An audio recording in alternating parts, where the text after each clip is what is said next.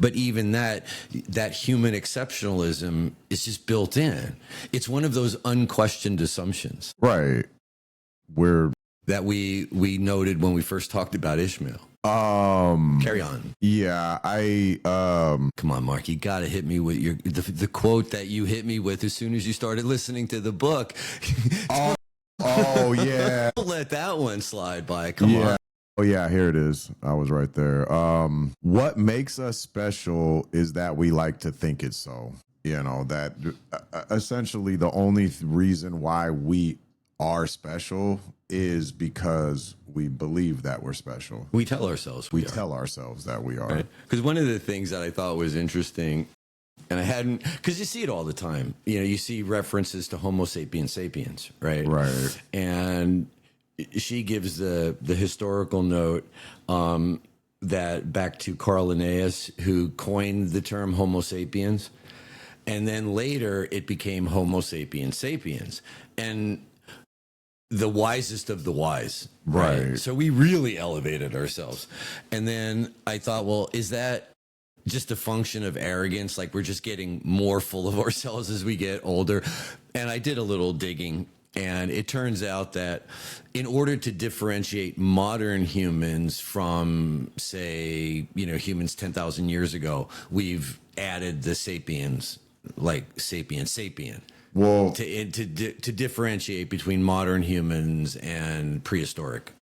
I think she gets into it in chapter 3, but I'm pretty sure she calls that the difference imperative, or what?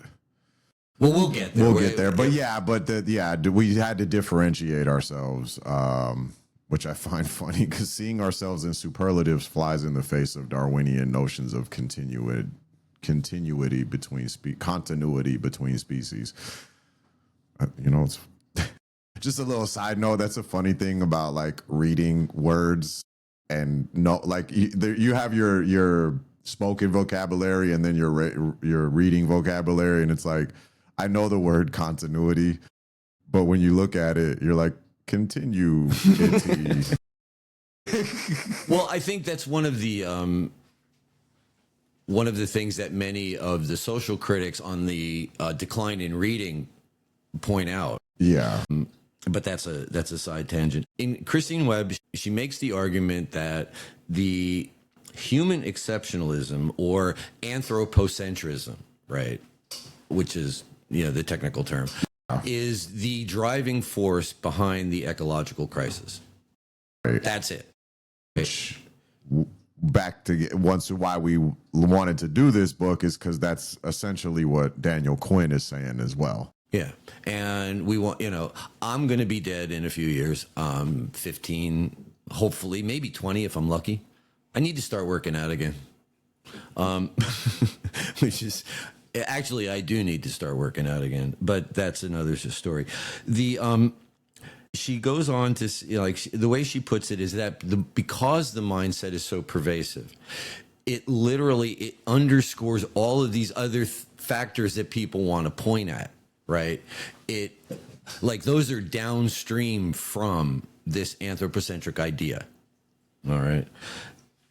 Now, one of the things that tied into another discussion that we had on our podcast, remember when we talked about Walter Lippmann and Edward Bernays, right? And that propaganda model, and how, in my mind at least, that ties back to the voice of Mother Culture, how the stories get disseminated through all the people.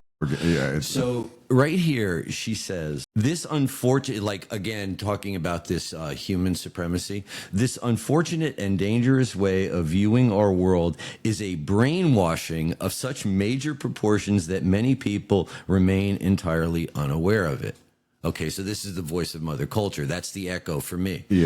But then the echo to Bernays and Lippmann and the whole manufacture of consent, and that from a young age, the myth of human exceptionalism gets internalized and reinforced by society in various ways. In schools and textbooks, sermons, political campaigns, advertising, movies, holiday celebrations, language, and more. And those are all the vectors that Bernays talked about as being useful to get your message out. Right.